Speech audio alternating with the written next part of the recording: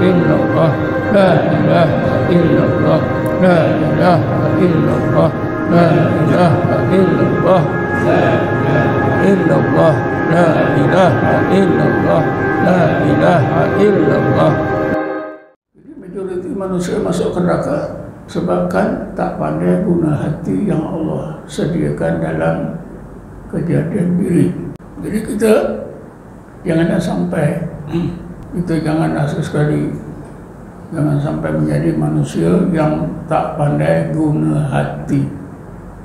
Sayang kalau ada orang kaya duit juta-juta tapi dia tak pandai guna duit, macam mana?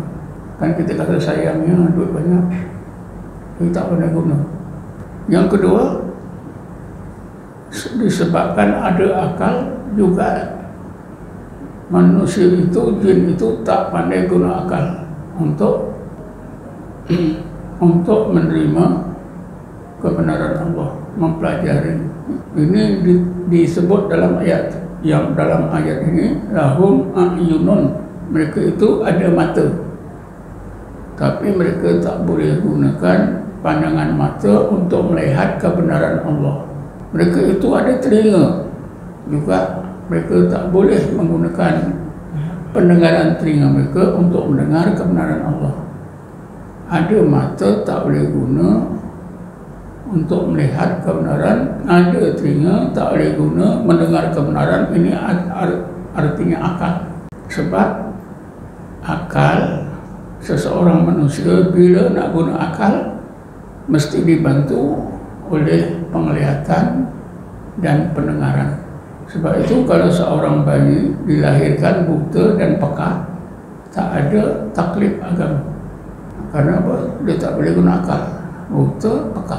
Jadi sebab yang kedua, manusia masuk ke dalam neraka kerana ada akal, mereka tak gunakan akal mereka bagi mempelajari, memahami apa itu kebenaran Allah.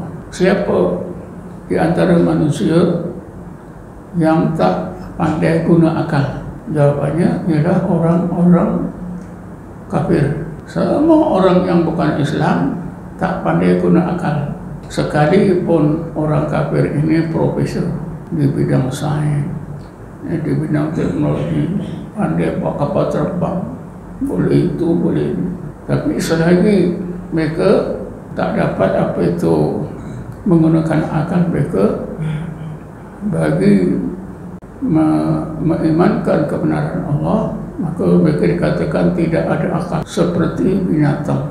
Dalam surah Baqarah ada satu ayat, Allah gambarkan orang-orang kafir di kota Mekah, di kota Madinah zaman Rasulullah. Dan begitu juga keadaan orang kafir sepanjang masa. Bismillahirrahmanirrahim. Masalul ladzina kafaru kamasalil ladzi yan'iqu bima la yasma'u illa du'aan wa nidaa'a summum bukmun umyun fahum la ya'qilun. Maksudnya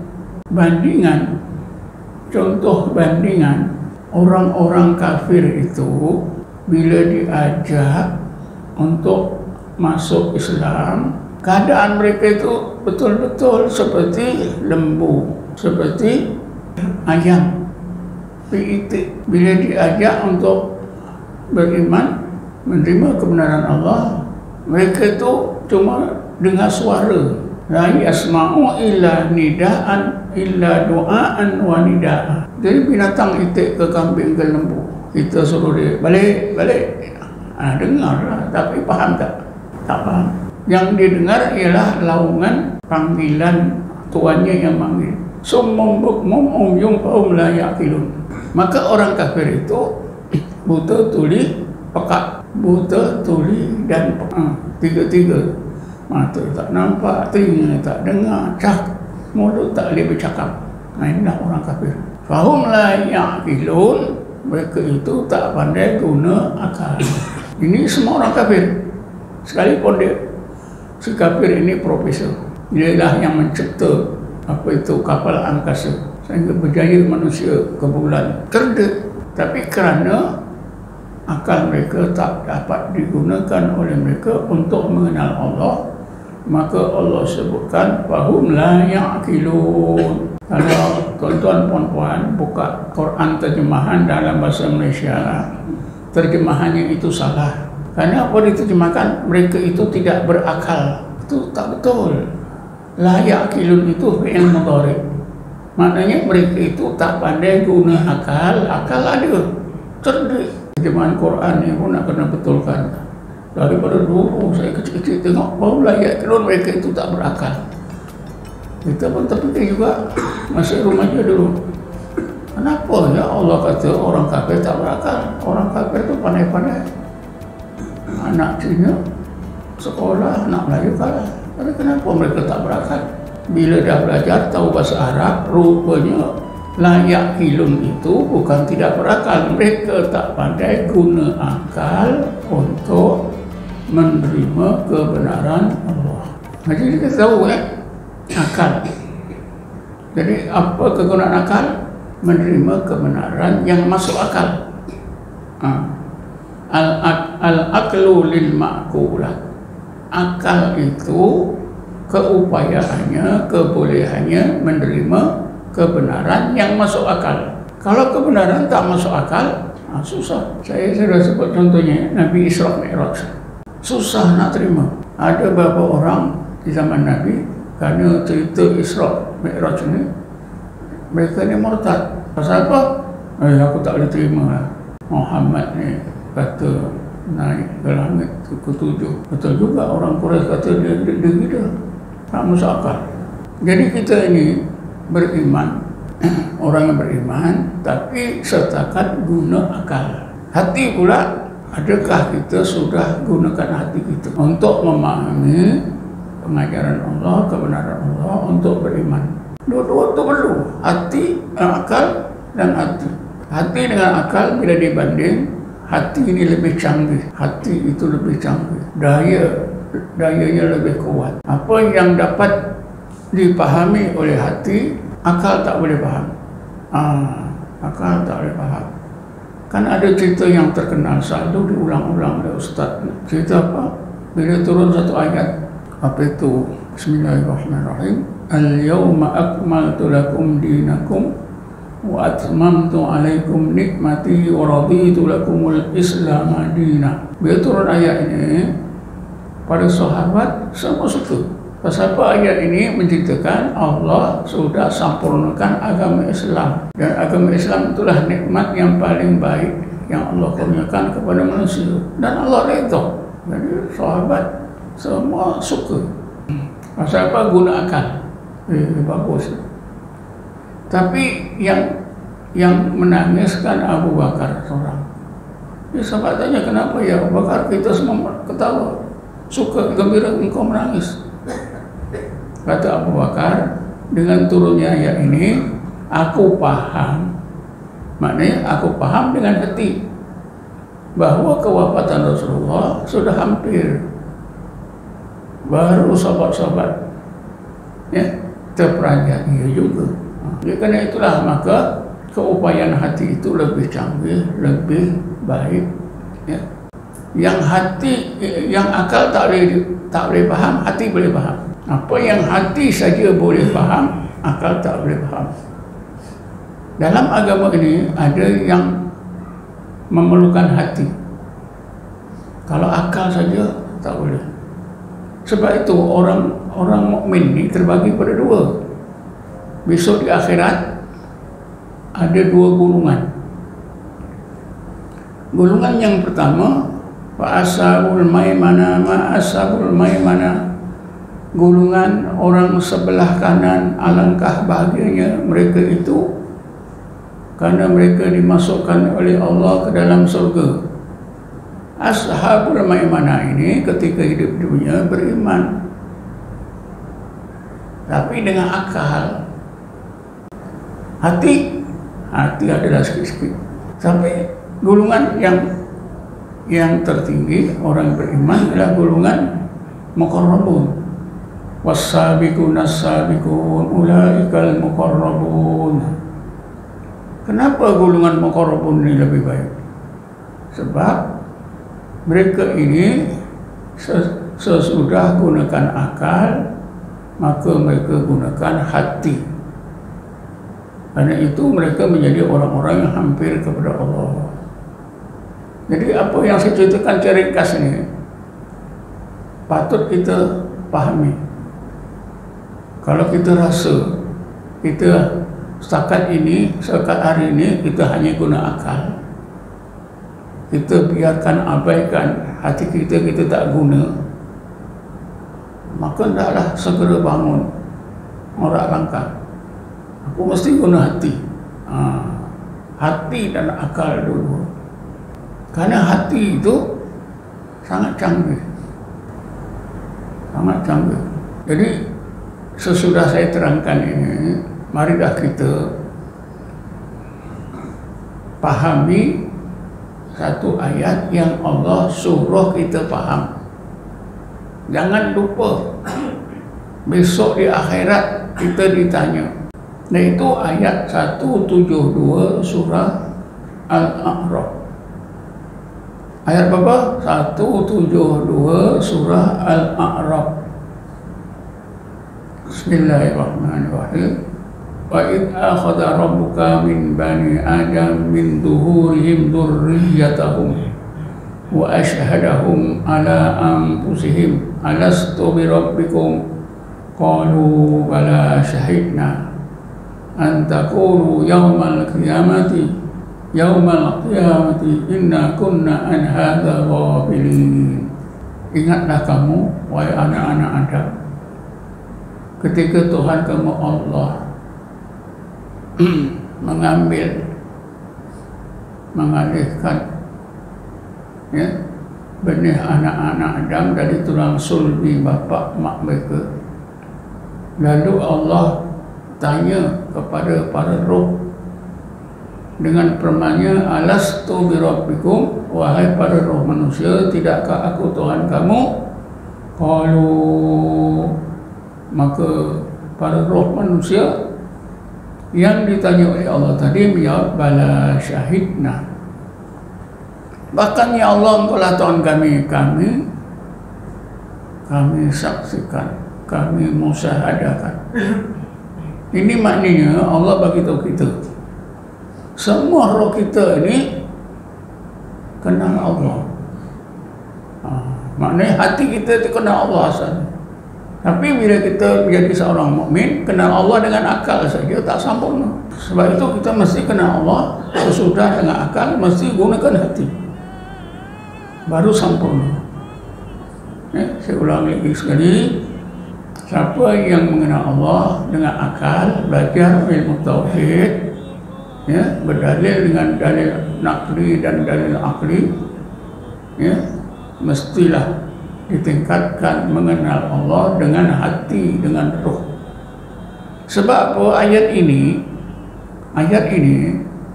Allah bertujuan usaha umat Islam, usaha manusia yang beriman untuk mengenal Allah itu mestilah sampai kepada mengenal yang sebenar-benar kenal, atau yang diistilahkan sampai kepada tingkat hakikat dan makrifah, sampai ke tingkat bala syahidna. Ini susah. Kita ingat atau tidak? Coba siapa yang ingat?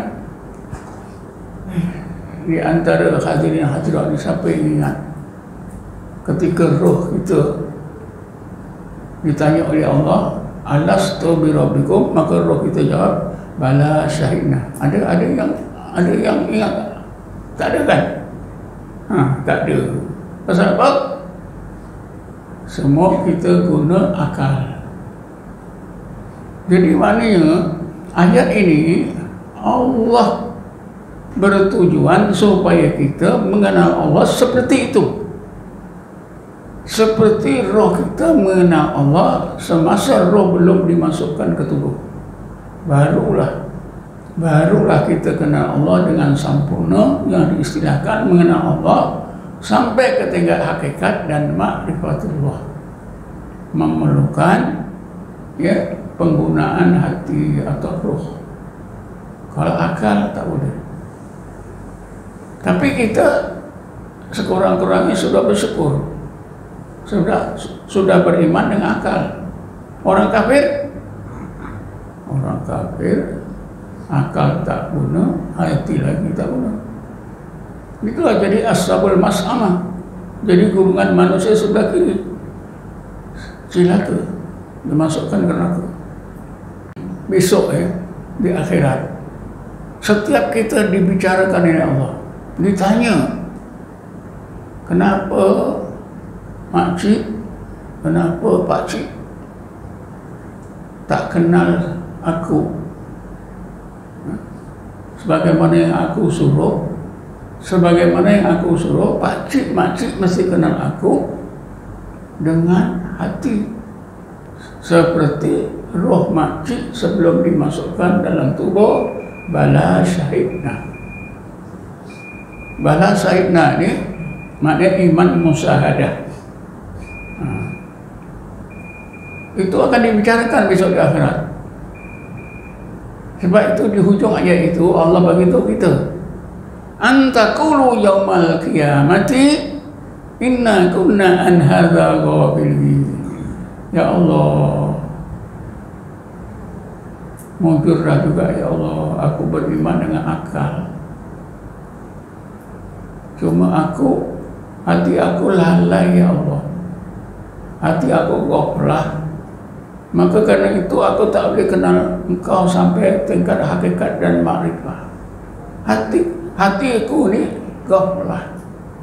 Kalau kita seorang mukmin hati ghaflah, memang tak boleh, tak berupaya mengenal Allah sampai ke tingkat hakikat dan makrifah, tidak boleh mencapai iman musyahadah.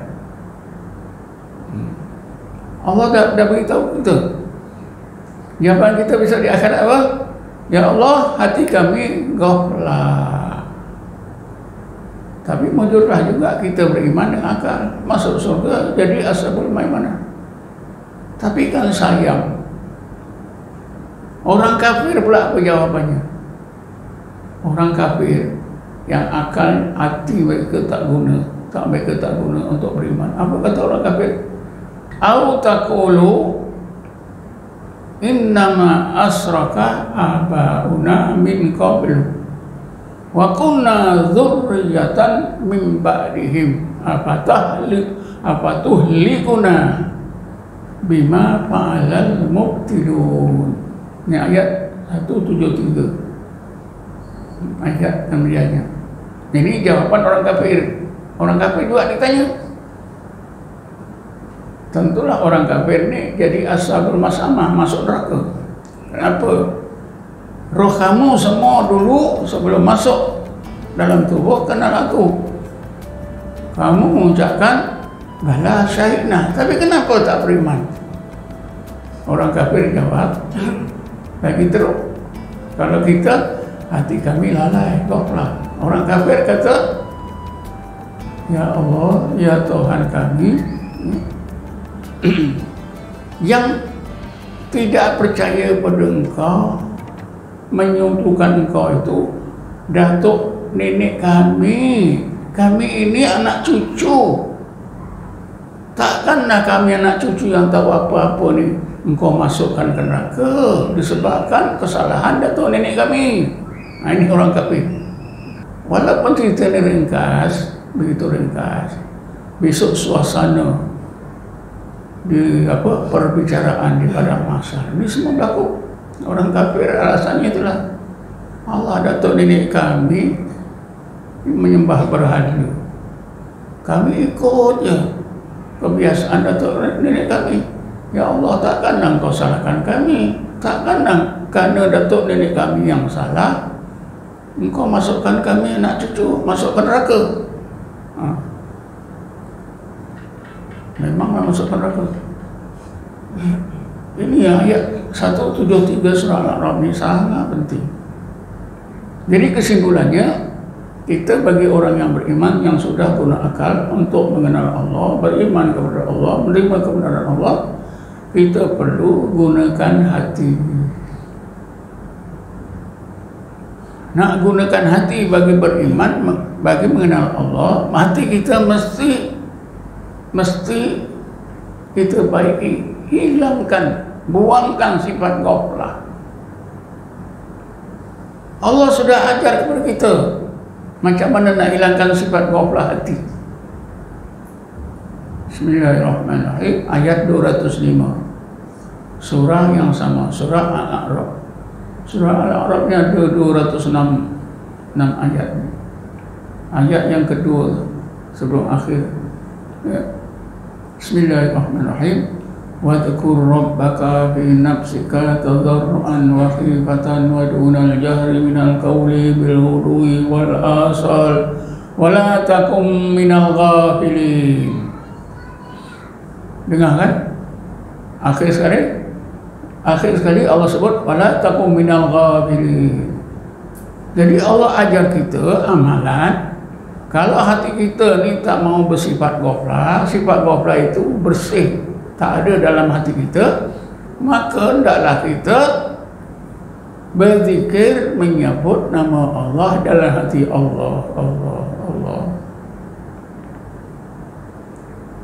sepanjang masa siang dan malam tanpa ada suara, sehingga hati kita ini takut kepada Allah, ya, tunduk kepada Allah, merendah diri kepada Allah, tadarruk. Akhirnya bila hati kita ingat Allah, maka sifat ghaflah hilang. Wala takum minal ghafilin. Jangan kamu berhati ghaflah. Nak hilangkan sifat ghaflah dalam hati, Allah ajar kita suruh apa? Berzikir. Wadhkur rabbaka fi nafsika. Allah, Allah, Allah dalam hati. Inilah yang kita pelajari dalam tarekat Naqsabandiyah.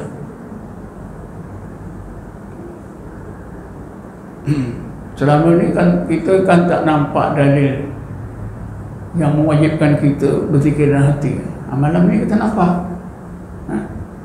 Wajib zikir dalam hati Allah, Allah tu wajib.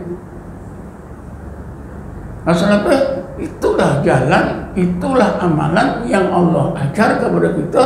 Kalau kita mau sifat ghaflah itu hilang daripada ruang hati kita. Maknanya siapa yang tak buat zikir macam ni, hatinya tenggelam dalam ghaflah. Kalau dia seorang beriman, dia kenal Allah dengan akal, hatinya tak guna, sayang. Tapi ada juga manusia-manusia yang pernah kita dengar, tak apalah, saya ini di akhirat nanti asal masuk surga tak mana, tak kira lah surga mana, yang paling tepi sekali pun tak apa, surga paling bawah sekali pun tak apa, asal surga tak masuk ke neraka. Ada orang macam tu. Dia lah hidup sekarang ni, dia sombonglah takbur, tapi besok di akhirat nanti ada, sudah disebut dalam Quran ni, ya laitani kuntu turaba. Orang kafir di akhirat nanti, aduh kalaulah tahu macam ini, kita akan dimasukkan ke neraka. Kalau dulu Allah tak jadikan aku manusia, jadikan aku tanah, lagi bagus. Itu dalam surah apa? Surah Naba. Ya laitani kuntu turaba. Jadi nak hidupkan hati kita supaya hati kita tidak dipenuhi sifat ghaflah, hilang ghaflah, maka hendaklah kita berzikir menyebut nama Allah berulang-ulang terus menerus, seperti yang kita pelajari dalam tarekat Naqsabandiyah Khalidiyah. Dulu saya yang belajar tarekat Naqsabandiyah ini, saya pun tak tahu. Kawan hirik-hirik, marilah Ustaz, bagus Ustaz ni, dia dah belajar setahun lebih dulu saya, bagus. Masa itu saya dah mengajar Masjid Maya, ada MA. Memanglah macam-macam persoalan timbul ya. hijab ilmu. Saya paksa diri. Bila dah bai'ah sudah bersolok, baru tahu. Kemudian dapatlah tahu bila baca Quran. Dalilnya ada pun. Masa saya bai'ah itu tak ada pun dengar dalil. Dikira hati Allah tak ada. Bai'ah saja. Sebab itu masa saya bai'ah dulu tu, hati itu separuh-separuh lah. Macam nak amal, macam tidak. Tapi kawan ni dia belajar setahun kata bagus. Tapi bagus ke? Tengok yang datang tu macam orang-orang kampung je. Rupa-rupanya bila beramal, ya, kita baca buku, kita baca Quran, kita bertemulah, ya, banyak ayat-ayat. Bila kita gabungkan, dekatkan ayat-ayat ini, memang sangat perlu kita berzikir. Zikir Allah. Macam mana pula zikir Allah ni boleh hilangkan ghaflah? Ini nantilah bulan depan saya nak cerita. Tapi secara ringkas bolehlah. Kalau kita sebut Allah dalam hati, tak ada suara. Mula-mula latifatul qalbi di bawah sebelah kiri. Lepas tu latifatul ruh di bawah sebelah kanan. Latifatul sir atas sebelah kiri. Latifatul khafi atas sebelah kanan. Tengah-tengah dada latifatul afa. Tengah-tengah dahi latifatul nafsin natiqah. Seluruh jasad latifatul kulli jasad. Allah seluruh jasad kita, zahir batin kita menyebut Allah. Allah tenggelam dalam lautan kalimah Allah. Dan kalau dah hati kita, zahir batin kita tenggelam dalam lautan kalimah Allah, tentulah hati kita akan hidup. Allah hidupkan. Diridui kan kita dengar saja, ya. Astaghfirullah mimma siwallah wa kullu syai'in yaqulu Allah. Aku minta ampun, ya Allah. Ampunkanlah dosa aku, kesalahan aku, ya Allah. Kalaulah di dalam hati aku ni ada yang lain daripada Allah. Karena aku dengar, aku nampak, ya Allah, tiap-tiap satu kejadian semuanya menyebut Allah. Jadi lirik kasidah ini, orang yang buat lirik kasidah ini, dia sedar, dia malu, dia takut. Dia tengok semua sebut Allah, hati dia tak ada sebut. Sebab itulah dia minta ampun. Astagfirullah mimma siwallah. Ya Allah, ampunkanlah dosa aku kalau di dalam hati aku ini ada yang lain daripada Allah. Karena aku dapati setiap sesuatu menyebut Allah. Baju kita pun menyebut Allah, tapi kita tak dengar. Semua sebut Allah. Ini dinding-dinding, kipas-kipas, lampu. Cuma kita tak dengar. Tak dengar itu bagus. Pasal apa? Kalau dengar kita lari. Kita sangka hantu. Iyalah, kalau kaum ibu tu tiba-tiba semua sebut Allah. Dia telefon dia, rambut dia. Wa kullu syai'in yaqulu Allah.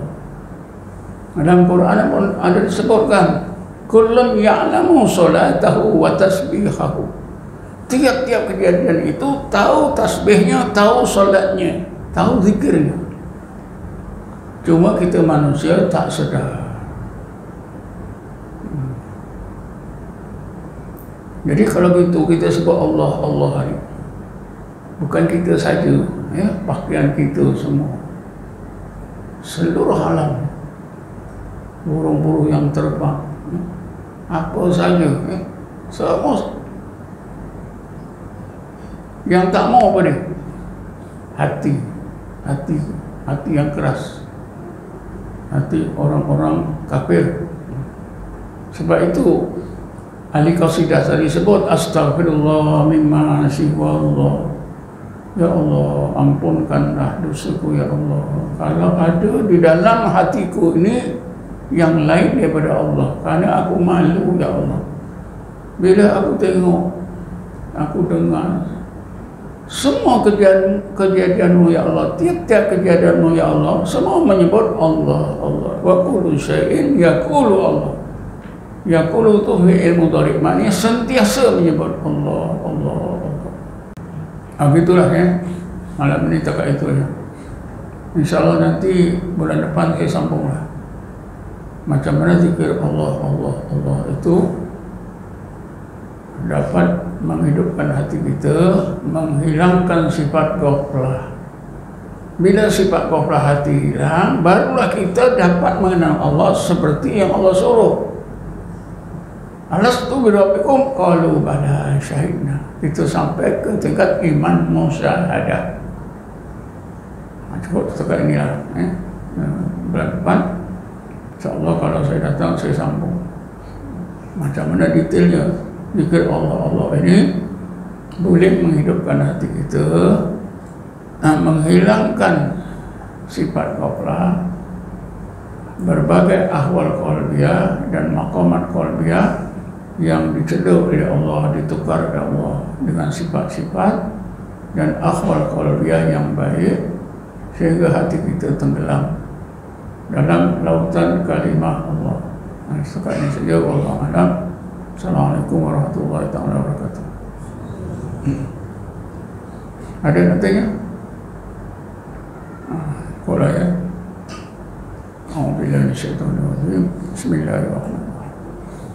Wassalatu wassalamu ala asyrafil anbiya'i wal mursalin sayyidina Muhammad wa ala alihi washabbihi ajma'in.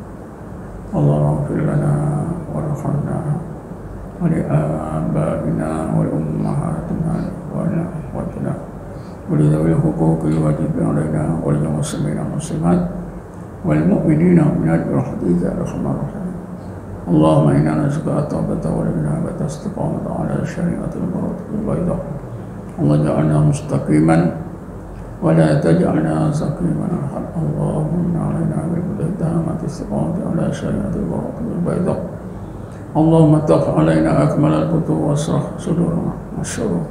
Allahumma salli ala sayyidina Muhammadin nuril anwar wa ala alihi wa sahbihi wa sallam tasliman katsiran ya arhamar rahimin. Allahumma ya Allah ya Rahman Rahim ya hadi al-mudillin wa ya nasir al-muslimin wa ya rahim ad-du'afa wal masakin. Ij'alna min awliyaikal muttaqin, ij'alna min awliyaikal muttaqin, ij'alna min awliyaikal muttaqin. واحشرنا في زمرة المقربين وارزقنا خرجا محنا من الشر ونيله. ربنا آتنا في الدنيا حسنة وفي الآخرة حسنة وقنا عذاب النار والحمد لله رب العالمين. تقبل الله منكم. Salam alaik ya Rasul, salam alaik ya Habib, salam alaik salawatullah ya Nabi, salam alaik ya Rasul.